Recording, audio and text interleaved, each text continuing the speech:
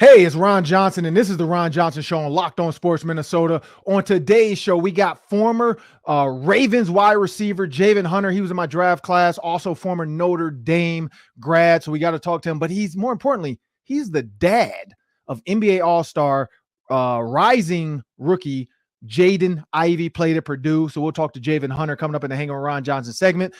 But today, Gophers women's basketball faces Penn State in the women's Big Ten tourney in Minneapolis. Lindsay Whalen said, be patient. Penn State is ranked 13th in this tournament. How long should we be patient with Lindsay Whalen? We'll talk about that. And also, Aaron Rodgers has a timeline now on when he's going to retire, stay with the Packers, or pick a new team. We'll talk about that next, coming up on the Ron Johnson Show. Locked On Sports Minnesota Podcasts. It's endless Minnesota Vikings talk with the diverse voices of your local experts. Now the Ron Johnson Show. On the field, in the broadcast booth, Ron Johnson is Minnesota sports. He's played with them, hung out with them, and grown up with all the big names in Minnesota sports. They're hanging out with Ron Johnson. It's the Ron Johnson Show on the Locked On Sports Minnesota podcast. And it starts now.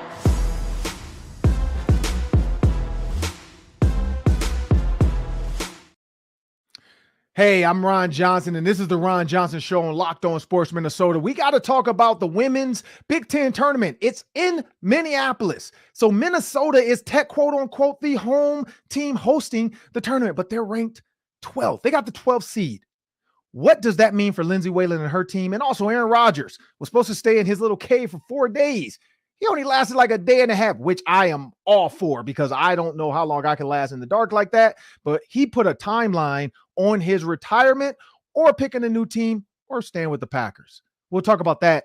But before we do, remember, this episode and this podcast network is sponsored and powered by FanDuel Sportsbook, the official sportsbook of Locked On, where you can make every moment more. Just visit FanDuel.com/Locked On to get started today. And of course, the Big Ten tourney and also the NCAA tourney is coming up. So those parlays are going to be fire during the tournament. You're not going to want to miss those. But as I bring Sam Ekstrom into the show, Sam, I just want everybody to remember, you can see Sam's pretty face on YouTube, people. You can also download the Locked On Sports Minnesota app on your Amazon Fire or your Roku device, TV or whatever. But Sam, really quick, because we got Javen Hunter coming up in the Hang on Ron Johnson segment. Lindsay Whalen and the Gophers are playing today against Penn State. Penn State's 12, Lindsay Whalen's 12. She said, be patient with me. Just be patient with me. She did get Mara Braun. She did have one of the top recruiting classes in Gophers basketball history and in the country. She got 4 McDonald's All-Americans to come play for. So it does take time. It's not like Jalen Rose and Chris Webber and that group with the Fab Five. There's a different type. Women, it takes a little bit more time if you don't have, because they don't have a Chris Webber. They don't have a big. Like, they got a bunch of guards. So where does she find that size from? Where does she find that additional guy? That's where the Fab Five got an advantage. Chris Webber and Juwan Howard and Jalen Rose, let's not forget, was a 6'7" point guard. So she has to find a way to get all these girls in the game at the same time to be able to spread the ball around and shoot. You just watch them play Purdue. They could shoot the ball. And so you just have to get hot. If you get one girl that gets hot, that's all it takes. Because if they do beat Penn State, they move on to Michigan. And then if they beat Michigan, they move on to Ohio State, which Michigan, that's going to be a tough task. But Sam, if they lose to Penn State, and Lindsay did say before the season or in the middle of the season as she was losing, be patient. Do you think that they're still going to be patient with her, or they're going to kind of be like, this is a game you should win? Why are you not winning these games? Yeah, and I don't even know if it's about this game or this tournament. I think it's just about the last 4 years. Her first year, they made the WNIT. They had 21 wins, really good start. And now 4 consecutive losing seasons in conference. They finished 11th, 10th, and 12th. That's a long time. We're past sort of the grace period, I think, for a head coach. And someone as legendary as Lindsay Whalen is obviously going to get a lot of leash. Yeah. I know she lost a lot of transfers a couple of years ago. Transfer portal has affected the women's game too. But I think Mark Coyle, has to look at the body of work. What happened this season that led to the Gophers only winning, 11 total games? and 4 in conference. So while they could make a nice little run here in the Big Ten tournament, they could even pull a couple of upsets. Is that going to influence the decision based on what's happened the last 4 years? So I think that we are getting to the point where the patience might be running out with Lindsey Whalen. Yeah, and we talked about this yesterday with Ben Johnson, Gophers men's coach, and Lindsey Whalen, Hall of Famer, WNBA, great 4-time champion, Olympic champion. So she has the heart of Gophers fans. And Mark Coyle, I think, feels like he owes her a little bit too. When you have a Hall of Famer, basketball Hall of Famer, not just women's basketball Hall of Famer, it's kind of tough to say I'm going to fire her, because how much better can you get when it comes? She did a great job recruiting. Now it's just time to find some wins. Mm-hmm. And I don't know what that means or how she's going to get them. But Ben Johnson, on the other hand, we'll see in the men's Big Ten tournament what he does. But I don't think the fans have that same love for him that they do for Lindsey Whalen. So that's going to be interesting. But again, they play Penn State today at 1:00 in Minneapolis. So we'll see how that game turns out. I'll be watching. I'll be tuned in. And hopefully they can pull off the win, because they are the 12th seed. Penn State's the 13th. So they should win this game, theoretically. But then they do face a juggernaut in Michigan. Aaron Rodgers, 4 days he was supposed to spend in this little retreat, this 300 square foot hut or cave or whatever you want to call it. He spent a day and a half, Sam. And now he's already saying, look, I'm gonna make a decision soon. He went on the Pat McAfee show. Pat McAfee, definitely a friend of ours. Enjoyed my time on the Pat McAfee show. But when you think about what he said, I got to make a decision. And so he hasn't thrown out coming back to Green Bay. But for Vikings fans to understand, if Aaron Rodgers does leave, because the timeline is going to pick up, he's going to eventually have to make a decision. Is this going to be like a celebration or a parade in Minneapolis when Aaron Rodgers finally either retires? Because you saw Brandon Marshall, I don't know if you saw that on his podcast, he did a typewriter letter congratulating Aaron Rodgers, because he says he's going to retire. He thinks he's going to retire. So, and we know nobody's in Aaron Rodgers' circle but Aaron Rodgers and his friends. So clearly nobody knows but Aaron Rodgers. But if he does retire, is that a mini parade for Vikings fans? Yeah, I think there will be some celebration. I'm going to miss it, though. I have come to really enjoy that rivalry twice a year, just having the same guy year in and year out who's kind of your nemesis, but once in a while you get the best of him. It's been great.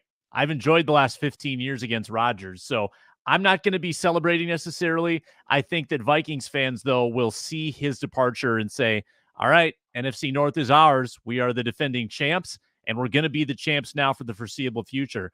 I'm worried about Detroit, to be honest with you, but I think there's going to be some people pretty pumped for sure. Yeah, and again, I told you on the Vikings pregame show in front of the whole world, and I went on the Pat McAfee show and did it too, which I apologized on the McAfee show. I mean, it was 100,000 people. I think it was 1 million views at some point, and I said it was a dumb pick when I made it, but look how smart I looked. I picked the Lions to finish second in the NFC North, and they end up doing it. It took the last game of the year, it took the 17th game for them to finally get there, but they did finish second. And so I would be a little scared of the Lions too, because that run game, you look at Jared Goff does just enough, and that defense does play with the kneecap biting that Dan Campbell talked about, even though thank God he doesn't say that anymore. But the Lions are a scary team. And so I think it is. If Aaron Rodgers leaves, it's Vikings, Lions, Packers. I still think the Bears have a long way to go, but Packers and Bears are going to be right there. Now, again, Justin Fields, depending on what offensive coordinator what offense they decide to run, and if they can find him another receiver or two, because the Bears run game, it does not need a running back, because Justin Fields is going to make you the number. They have the best running attack in NFL. So they don't need a running back. They need receivers so that when he does the RPO, like the Eagles, with A.J. Brown, with Devontae Smith, with Goddard, you need guys. You need those guys. And the Bears for 4 straight years have picked a tight end in the draft, and none of them have really done anything. So I think this is the goal, to look in the offseason to see who they can bring in, who can work in this offense. And so we'll see. But Justin Fields, to me, like I said, is Jalen Hurts light. But we do have Javen Hunter coming up in the Hanging with Ron Johnson segment next. And make sure you guys remember, if you want to check out the Minnesota Football Party 4 days a week from Monday to Thursday, get your Vikings fix with Arif Hassan, Luke Inman, Luke Bryan, and Sam Ekstrom on Locked On Sports. And remember, this is powered by FanDuel Sportsbook. Just go to FanDuel.com/Locked On to get started today. And we have a word from our sponsors. Let me tell you a little more about FanDuel. FanDuel.com/locked on allows you to access the no sweat first bet. Yes, you can get up to $1,000 back if your first bet for some reason doesn't win. The no sweat first bet, a great way to get in the action as a new customer. NBA coming down the stretch, NHL, college basketball, so many ways to bet. If you're me, you're checking out those golf lines, the Arnold Palmer Invitational coming up. I'm excited about that. FanDuel also lets you combine your bets for a chance at a bigger payout with the same game parlays. That's Ron's favorite. It's FanDuel.com/locked on for the no sweat first bet. Make every moment more with FanDuel. And now it's time for the Hanging Around Johnson segment. As I earlier said, we got Javen Hunter joining us. Detroit Country Day. Played with David Weber, Chris Webber's little brother, in high school. Played football, decided to stay with football. He was a really good basketball player. I remember played against him growing up. Like, he played for the family. I played down at Pal. And so, we saw him every once in a while down there. But Javen went on to play for Notre Dame. And then randomly, after knowing a guy in high school, myself, him, Bart Scott, all end up with the Baltimore Ravens in 2002. And so Javen Hunter has joined me on the Hang Around Johnson segment. Javen, I appreciate you for joining me, man. I want to jump out there, man. Like, you grew up as a Detroit kid. Your dad played for the Lions, but you didn't want to stay at Michigan. You picked Notre Dame.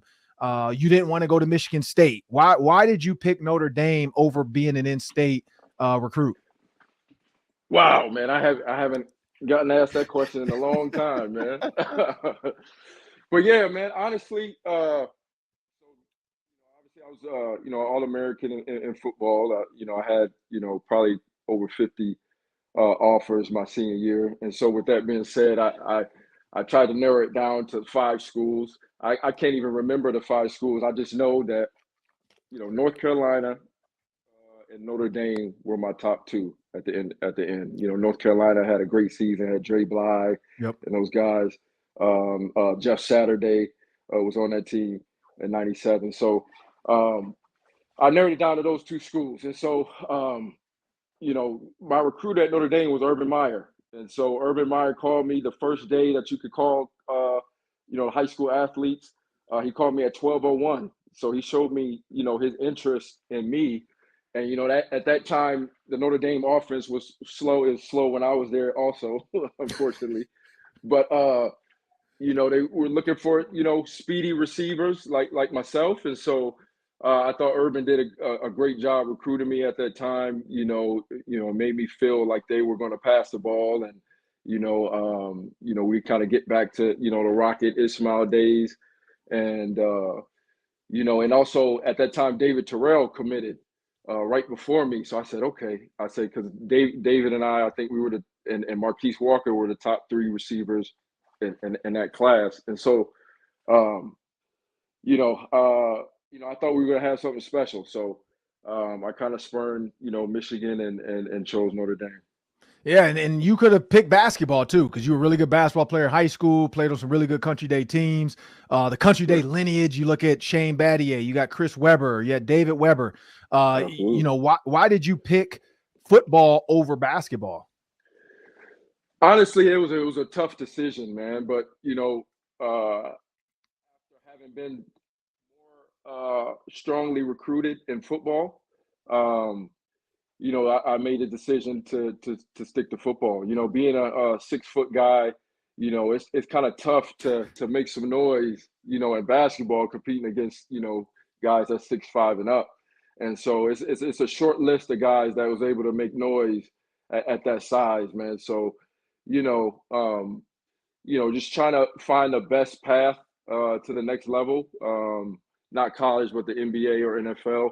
I thought I would have the best opportunity in the NFL. So that's what I chose. But basketball, man, any chance I got, I was playing basketball, man. The off season, that was part of my workout regimen, hooping. And, we used to hoop it in Baltimore. So, I love basketball and that love, kind of manifested itself with my 2 boys. Yeah, I was gonna say, because I remember, I think my 3rd year there, like, we started hooping at Cal Ripken's house, and like Randy Himes, Terry Jones, Delius Thomas, and Carmelo Anthony would show up. I think he was like a high Right. school kid back then. And Yeah, I remember so that. when you think about that time though, man, like, you coming out of Detroit, going to Notre Dame, you end up a Baltimore Raven. And I don't think I ever told this. I haven't told the story on the show yet, I don't think. And so I do want to apologize to you first, because I knew Ray Lewis was coming to our room. Like, I knew it. Because so I got to publicly apologize for not warning you that Ray Lewis, but I was scared. Like, we all knew what Ray was about. And I was like, I'm like, okay, if you're not going to mess with me, you're just going to mess with Javen. I'm not going to stand in your way. And so I don't know if you remember this story, but in the lunchroom, we had to stand up on the table. We had to say what round we were drafted in. We had to sing a song. And I don't remember. I don't know if like you didn't want to sing or you couldn't do it. Right. And so the punishment, if you don't sing, they're going to punish you. Like, I think Ed Reed got punished because he didn't show up. He held out for like the first week. That's so like right. Ed Reed, I think, got taped to like the goalpost, shaving cream. I think they taped you to like the doorway. They put you in the ice tub. But what they did was I think it was Ed Hartwell though. I think so. They somehow got in my room. Yep. Had my suitcase and stuff, and just threw all my stuff down the hall, of the hotel we were staying in. So, I had to try to find all my stuff and all that. So, yeah, because they took your car. They took your car and put your car at like another place and put a for sale sign. So people was calling you, talking about, I can get a brand new Escalade with 24-inch rims for $10,000. And I'm like, oh man, yeah. And so, but like I knew it, but by the time I figured out what they were gonna do, it was like too late, because I saw Ray come down. And yeah, I think it was Hartwell with Ray, because it was linebackers. They was bullies. And I just remember him saying like, all right, rookie, get out the way, or you next. And I'm like, oh man. And so I got to apologize. I saw I'm like, all my stuff. Yeah, it was funny though. Like, to see your stuff out there. I said, all right, man, it's part of the deal. I actually felt, because we come in as rookies. Right. You trying to make some headway, man. You're trying to make a name for yourself. So it kind of made me feel part of the team, part of the crew, and it was like an initiation. So because I think guys that they wouldn't worried about, they wouldn't stay on the team too much longer, they wouldn't do nothing too. So right. I think we were fortunate to have got in and played our rookie year. Yeah, because I remember the like Chris McAllister, I forgot who else, they jumped me and tried to tape me up, but what they didn't realize at that time, I was like 228. So it took like 2-3 of them to get me. And then eventually I just gave up, because I'm like, y'all gonna keep fighting. Like, I give up. It is what it is. Yeah, so I just gave up. They taped me up. They threw me in the cold tub. And I was like, and then I didn't struggle. So then they was like, man, this ain't even fun. Because I wasn't sitting there like, oh, this is cold. I forgot one of the veterans that told me, like, man, if you don't struggle, they'll leave you alone. And so I just stopped struggling. I'm like, all right, they taped me up, threw me in there, left me alone. So yeah, so I do agree though. Like that was kind of one of those things. And then, as we went on, like we were the youngest team in the NFL at that point. I think we had like 19 rookies end up making the team, or 19 first or second year guys were on that team. And so we were like one of the youngest teams in the NFL. But Javen, I remember too, Jaden was born, because I don't have the picture. I don't know who has a picture, but Jaden, I remember being in the lobby and Jaden was born. And that's when I felt old. When I saw them Purdue play Minnesota, and I'm like, man, that name sounds familiar. And then I realized it. And that's when I started to feel old. I'm like, man, this dude, like I remember when this dude was born, and now he's an NBA All-Star, he's in the NBA. But you are now a pawpaw, as you say. You're a grandpa. How does that mindset, man? Because I like at 42, I definitely don't feel like no grandpa. But I did think back to like when my mom had me, and my grandma was in her, like, she had to be like 48 or something, 50. So I'm like, I get it. But how do you feel? Because 42, man, like that's young for pawpaw. But you're grandpa, man. Like how does that mindset now change for you? Yeah, honestly, it's exciting, man. Jaden's a very mature kid, right? And so he's very excited. He's very excited about being a father, and so I'm just as equally excited being a pawpaw, man. I think we have a lot to pass on, right? And so it's just exciting to have a boy that we can pass it on to, right? So he was born 2 days ago, and I think they just got him home last night. So, it's exciting, man. Obviously, I'm gonna be a young pawpaw, so that's good. I think I could, enjoy spending time with him, right? And getting out there and hooping with him and stuff. I still try to hoop a little bit, so it's gonna be fun watching him grow up, man. I'm just happy the way, more than happy the way Jaden has turned out. Not only obviously as an athlete, but he's just a great kid, man. He's just a good kid. Obviously, he's a man now. He just turned 21, so it's just been a joy to watch him grow up, and we just want to pass that on to his son. Yeah, man. And so, at what age, when you think back to hooping, because I know a lot of guys now that are professional athletes that have sons, and I talk to them all the time about it because I got 2 daughters, so mine now is just softball, volleyball. But when I talk to a lot of guys with sons, it's like, at what point did your son start dominating you? So at what point did Jaden start? Like, at what age was it when you was like, man, I can't stop this dude? Like, he's faster than me now. He's dunking or jumping or shooting, step backs.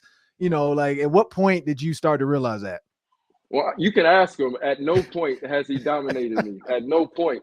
But it was a time when I knew he had some ability, though. He did beat me one time.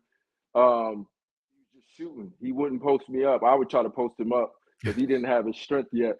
But I really realized he could shoot. Like, he could really shoot with the best of them, man. So, and I was like that was about his sophomore to junior year, in between there. Of college or high school?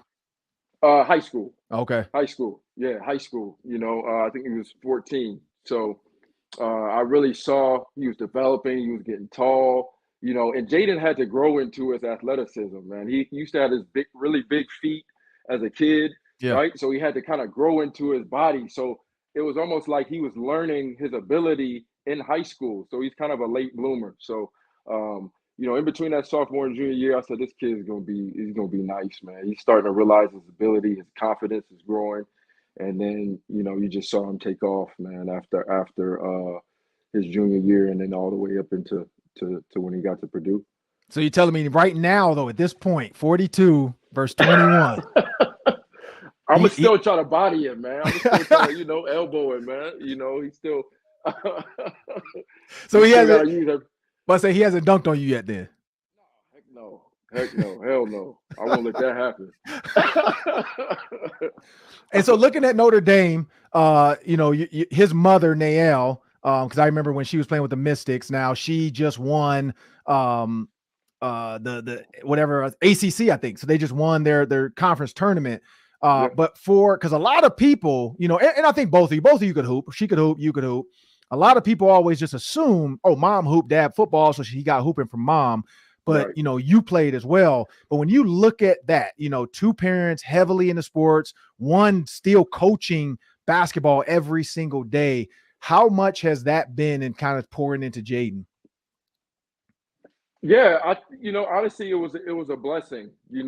As a father, you don't want to kind of impart your dreams on your child, right? But the want to be an athlete just automatically came to Jaden, and then with his mom being a custodial parent and being a coach, he's had access to the gym. He's always in the gym, and so that was good for me as a father. I said I don't have to worry about him trying to get into the gym because he's automatically going to be there. So he got a lot of practice, a lot of just sheer practice from osmosis, just being around his mom and being in the gym and being around those Notre Dame girls. And then you add his natural ability, being a hunter, you've seen all that come together. So just very proud of him, happy to see his success. And so far, he's got a long way to go, but he's willing to put the work in. So we're happy about that. Yeah, I'm going to have to keep an eye on the next time when the Pistons play the Timberwolves up here in Minnesota. One last one before we jump into the daily three. That's 3 questions, 3 minutes each. Javen, your dad, you brought that up, Hunter.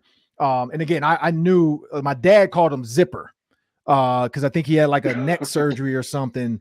Your dad, right, had like a neck surgery, didn't he, or something like that? Yeah. Yep. Yeah. So I remember. Yeah. So I remember my dad was telling me, you know, Zipper, like, oh yeah, man, that's Hunter, blah, blah. Like he had the neck thing and Billy Sims. And so I would always hear those stories about when they played the Lions and so on and so forth.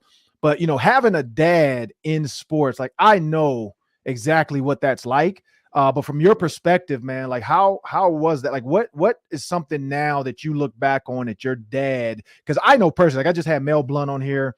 You know, I've sat down with Franco Harris, Mean Joe Green, and all those guys. And when I was in my 20s, I didn't care. Like I didn't care about Tony Dungy or, you know, sitting down and talking to Lynn Swann. You know, I look back at the pictures now and I'm like, man, like I was in the room with Hall of Famers, but I just now I appreciate it. Like I just had Mel Blount on the show. And I appreciate all the words, all the stories. Like he told me a Billy Sims story about my dad and the steel curtain and how my dad like went off on the steel curtain, basically like, oh, dude, this ain't no damn steel curtain, blah, blah. Because Billy Sims, I think, rushed like 200 yards on him. And so he basically, I think he said my dad said something like, man, steel curtain my ass. Like, what the hell's going on right now? Because Billy Sims was killing him. And my dad wanted to hype it up because he's from Detroit. So they was back in Detroit. So he was pissed off that in front of all his family and friends, they was getting run down. But when you look at it now, man, what's something that you learned from your dad or something that you keep with you, man, that your dad taught you? Man, everything. Just the value of hard work, the importance of dreaming, right? You know, it was, something I wanted to do was to be a professional athlete and just being around him, and having that person in your family that was a professional athlete, it made it real for me. It made it a possibility for me. And so that was something I was able to pass on to my kids. You know, it's just something that, you're going to have the ability to do. Now it's just putting in the work and, making it happen. And so, just being around my dad, the confidence that he had, I used to hear stories about how good he was, how fast he was, the athleticism he had. And so, that just made me want to be better than him, to be honest. I wanted to show people my ability. I knew that was my father, and I wanted to show what I could bring to the table. So, I really put in the work to try to, get to that next level, man. But having, fathers that played in the NFL at the highest level, man, it just made us want to get there as well, man. And it put that want to in us. And, I'm just blessed and happy that I had the father I had. And, he kept me in the fact that he kept me around the game. Yeah, man. And so one last one real quick. When you think about that, getting to the highest level, being a professional athlete, and then you have sons, your other son plays basketball too. Like, did none of your sons want to pick up a football or what happened? Honestly, no. No. Yeah, they were done with basketball football early. But Jaden actually played football for about 4 or 5 years. After 8th grade, he put it down, and I was kind of worried about him because I didn't see the want to in basketball. Like he was kind of timid at that age, and I was like, man, you're selling yourself short, man. You need to play football. And then he was like, all right, I'm gonna show you, and he did, did. And so Jordan is kind of the same way. He only played 2 years of tackle football. And then I was cool with it. I saw, Jaden progress, and I was like, I'm cool with football, man. And the love that I have for basketball, I said, if that's the plan A you want to go with it. So I'm all for it, man.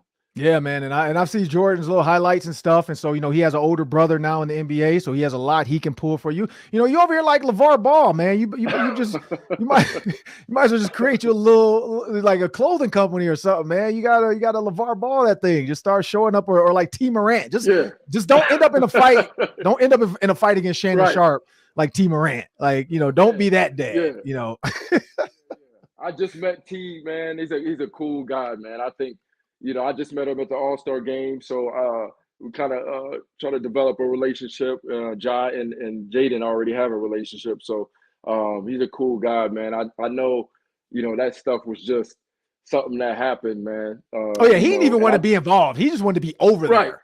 He wasn't trying to really be involved. Yeah. I think he's trying to calm it down. Right. Shannon Sharp was the one amping it up, man. But yeah, T's a cool guy, man. I like him.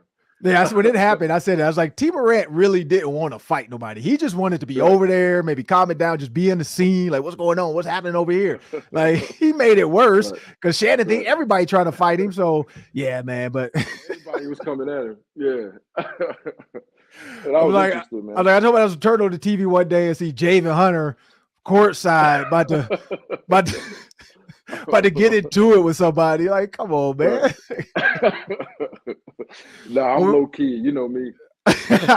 We got the Daily 3 coming up. That's 3 questions, 3 minutes each. Myself, Sam, and Javen. We're going to jump into this. But remember, people, Locked On Sports is a partner with KARE 11, the local NBC. Check out kare11.com/locked on for all the links to every one of our Locked On shows. We have a word from our sponsors.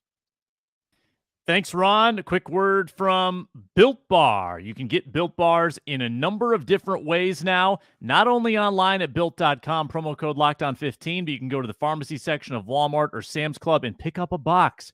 Why do you want Built Bars? Because they are so delicious with 100% real chocolate. Their flavors are creative and amazing with churro and peanut butter brownie and coconut almond. And the health factor, 17 grams of protein, only 130 calories, only 4 grams of sugar. I don't know how Built does it. They nail it every single time. You got the Built Bar Puffs, you got the standard Built Bars. You even have the new Built granola options. Built Bar in Walmart or Sam's Club now. Get some Built Bars today. Well, it's time for the Daily 3. That's 3 questions, 3 minutes each. Take it away, Sam. All right, Javen, first question for you. I'll give you some time, and then Ron can chime in as well. You both came into the league in 2002 with the Baltimore Ravens, and who else came into the league at that time? It was Ed Reed. So you're both on the offensive side of the ball. I'm curious what it was like in practice going up against this new safety coming onto the scene in Ed Reed.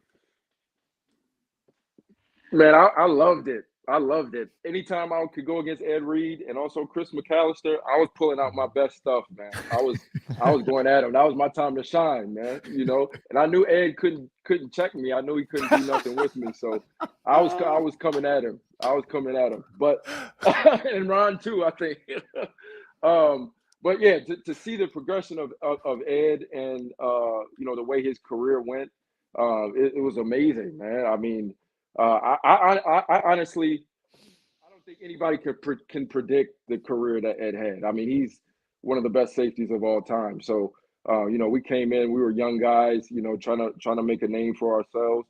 So it was great to see Ed have the success that he had, man.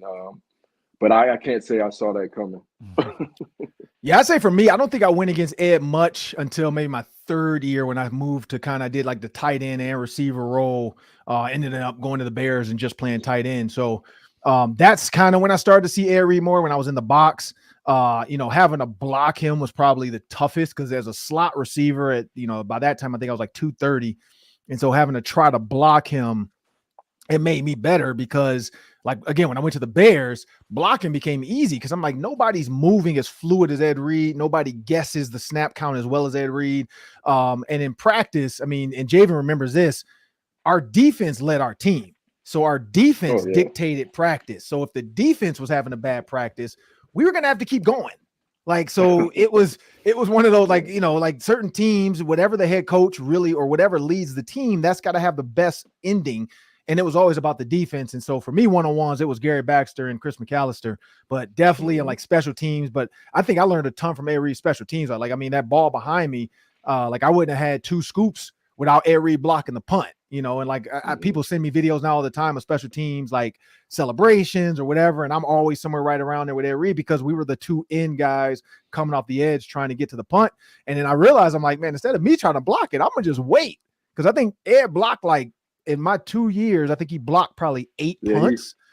And then Bart Scott blocked one when I scored against I think Bengals or Browns. And so, so at that point, I'm like, I'm not going to I'm going to hold up and wait for the ball to hit the ground and then I'm gonna get the shine and get the touchdown and the dance. But I'd say sitting next to his locker too, man, like because it was me, him, and then Ray Lewis. And so just picking up that knowledge of like the stuff Ray would tell Ed as far as like, man, make sure you get to sleep tonight. Make sure you do this. Like those two, and they're still boys. But they, those two always had little nuggets of like what to do, which I didn't listen all the time, but I definitely looking back at that now. What you got next, Sam? All right, let's get an NBA question in there. East or West, Javen, which conference is going to produce the NBA champion this season? Oh, that's tough. That's tough. Now the West is so tough, man. I mean, you got Memphis, you got Denver, I got the Kings sneaking in there, and then when you look at the East, you've got two of the best teams in the league. You got Boston and you got Milwaukee, and I forgot about Phoenix on the West. But that's my pick in the West. I think I can't go. I know Chris Paul is hungry. I don't want to go against KD. And then, when Devin Booker comes back, I think they're going to be really dangerous. And then you got Ayton in the middle. So I like Phoenix in the West. Mm-hmm. Yeah, I'd say Devin Booker with if they're healthy.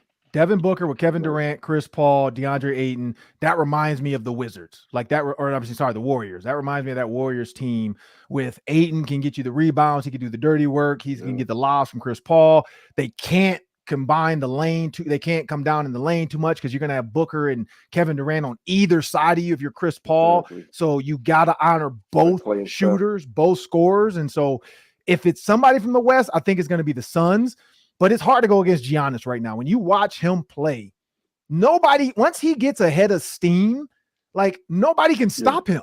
Like he just dunks on everybody because he's ambidextrous, so he can dunk with the left, dunk with the right. I mean, he dunks it sometimes. I'm like, how did he even dunk that? And so, like in the East, I think the only team, I just feel like the Celtics are going to crumble. They always crumble in the end. I feel like the Bucks can do it or the Suns, and those are my two that I think. But if I had to pick one, a healthy Suns team, it's hard to go against KD with Devin Booker because KD's been waiting for another chance to get with another scorer like Steph Curry, and Devin Booker's right up there. Right. What you got next, Sam? Yeah, Bucks and Suns. That'd be a good rematch of 2021. Yeah, exactly. Last question. It's NFL Combine week, so I want you guys to reflect. Think about what your pre-draft process was like back in 2002 and think about what it is today. Do you think that it was more rigorous or less rigorous for you guys 20 years ago than it is now for these new rookies? Honestly, by sheer evolution, I would say it's more scrutinized now. These athletes now, or these football players now, it's just, and then you look at DeMaurice Smith and him wanting to go away from the NFL Combine. That tells you right there. I mean, and I think he called it a slave auction, which I know that wasn't me, but definitely more scrutinized now, man. I think you've got more things to pick apart. You've got social media, and you get guys in, and the only thing that they're trying to do is just devalue their draft status. So I just think that they've got to kind of look at other ways to look at these guys. I think they were trying to implement or looking at regional combines, and I think there needs to be a change because you're just picking apart guys, and you got guys that may have had outstanding college careers, and then you get them in the combine and just pick them apart, and they lose their draft value. So it's definitely more scrutinized now. You've got more things to touch on. Yeah, I'd say physically, I think it was more physical back then. There was a lot more stuff asked of you. I'd say from a mental, it's heavier now because of social media. Every single thing's on social media, every meeting you have. Like, I mean, I'm seeing reporters now report so-and-so just had a meeting, a formal meeting. Cause JV, remember that you get like 5 teams that put a card in your book. And those are the 5 teams that want to sit with you. And then of course you get some informal meetings. Like I had an informal with the Colts because of Tony Dungy and my dad. And Tony bought me in the room. The first thing he said is, well, we're not drafting a receiver, just let you know, but I just wanted to talk to you and give you he just want to talk to me, give me a heads up on what to expect for the rest of the teams I'm going to meet with, which I appreciate it. Like at the time, I'm like, dude, why am I in here then? Like, come on, man. Like I could talk to you later. But I do appreciate, like he's my uncle. So I'm like, I get it. Like I get what you're trying to do. But now, like I just saw a report of like, this player met with the Steelers. This player met with the Steelers and he hit it off of Mike Tomlin. This player met with the Giants. And it's like every single thing is scrutinized now. So I think mentally it's tough too, because you might have a meeting with a team and then you look on Twitter and that team's like, yeah, they met with so-and-so and they weren't impressed. And it's like, damn, like I thought we had a good meeting. Like you already telling Adam Schefter you wasn't happy with my answers. So I think mentally it can drain kids, which is probably why you're right. Like DeMaurice Smith, they're trying to find a better way to put the teams at more of a like, hey, we got to run out. I need you guys to do more stuff. I need you guys to get out to these players versus these players all coming to you. And also, I think, 266 or 350 kids get invited. They're trying to get more kids to be seen. So the regional would make more sense where you can maybe have 4 combines and each one has 300 plus kids. So you got the West Coast, you got the South, you got the Midwest, and then you got the East. But now you're getting those 4 locations and you get more guys invited because all of a sudden now the guy you didn't even know, and you're like, oh, especially the Black College. I mean, now Black College has a combine too, which is great. So yeah, so I agree. I think it's more mentally draining for these guys right now. But Javen, before we get out of here, I always give the players one last chance. If you could go back in time and write a letter to yourself, or, there's a time capsule. They always do this in movies. You got a time capsule. You could put some in the time capsule for the younger you to open. So like you went back to the future, which I never understood that term because the future is forward. You can't go back to it, but whatever. But you're going back and you're going to tell your younger self, could be the 15-year-old Javen, could be the 22-year-old Javen with the Ravens, could be whatever.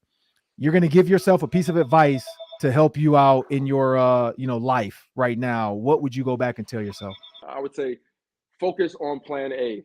Focus on plan A. And I say that to say, when I chose to commit to Notre Dame, I chose for the wrong reasons, man. I chose to go there. I was like, if it doesn't work out, if I don't get a chance to play in the NFL, if I get hurt or injured, I have this education to fall back on. If I would have chose plan A and say, listen, I'm gonna make it. I'm going to school to play football and I'm going to get my education. It wouldn't have been Notre Dame, right? So I chose it for the wrong reasons. And so that's something I tried to pass on to my boys, especially Jaden when he was making his decision. I say, go with your heart, man. Make your decisions with your heart and not your head. And it worked out for him. So, that's the advice I would give myself. Go with plan A and go with your heart, not your head. Hey, I love it, man. We appreciate you for joining me on the Ron Johnson Show. We have to get you back during the tournament because I know you got a lot of basketball takes. So once they got Karan Riley coming up, I got James Theus is going to join us, Mateen Cleaves. So we're gonna jump into this basketball because football season is dwindling. We still got the combine, we still got the OTAs and the draft, but we're gonna get some basketball talking. So I had to get you back on here for that. But man, I want to appreciate you for joining me on the Ron Johnson Show. And man, I'm very thankful. And we'll definitely have to link up next time you're, either I'm in your area, you're out in my area or something. We'll have to make sure we link up. Absolutely. But I want the fans to remember, if you want endless Vikings talk, make sure you subscribe to the Locked On Sports Minnesota YouTube channel, where you can find all of our videos, all of our shows, and instant podcasts after every game, and the Vikings press conferences delivering all the biggest news. Like our videos and leave your thoughts in the comment section below, and let us know what you think. Is Aaron Rodgers going to retire? Is he going to play for the Packers, or is it going to be the other? Thank you. Have a great day.